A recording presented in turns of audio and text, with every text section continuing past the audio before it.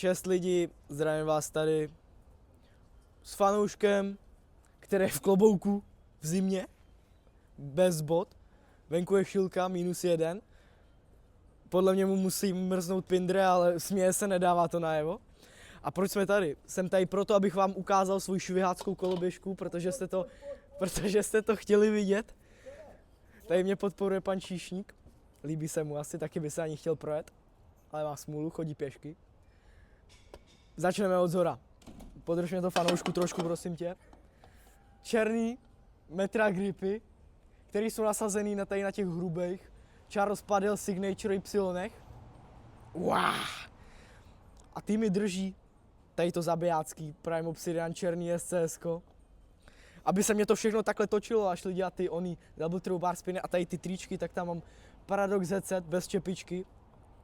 Potom tady mám pouze jednu Etikmeru V3 vidlici. Ale co tady mám dvoje, tak tady ty dvoje libový modrý šmoulový koblížky, který jedou. Ty jedou.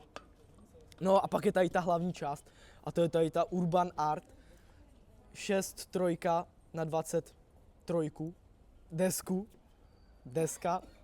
Takže shoutout Davidovi tady za tu desku, je libová. A na ní je modrý Hella grip tape, který mě tam nalepil dneska Venca, protože já bych ho takhle klabě nenalepil. No a to je všechno. Fanoušku, ty buď ready, protože za chvíli to přijde další švihák se svojí koloběžkou a bude tady povídat.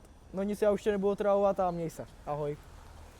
Takže čus, Ranto, já tě tady zdravím a doufám, že se ti líbila Matyáše koloběžka, protože teď já ti ukážu tu petelici, na které jezdím já. Takže se připrav, tady to bude drsný.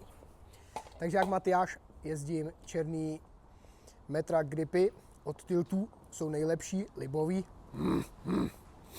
A vlastně ty jsou na černých tenasitech ve 2 řídítkách, Tčka, úplně největší petarda, co může být.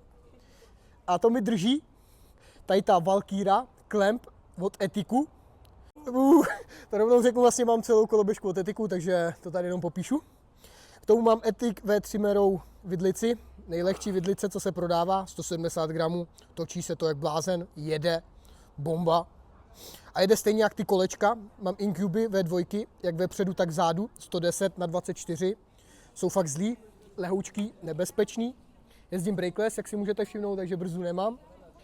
Mám tady grip tape, Isaac Miller, nebo jak se jmenuje ten blázen, určitě se na něj podívejte, je taky libovej.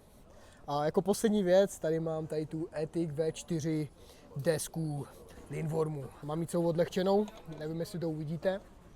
Ze spoda prořízla, jsou tam díry a jezdí se mi na tom fakt labě, celá ta koloběžka váží 3,3 kg, takže si dokážete představit, jaký to je peklo.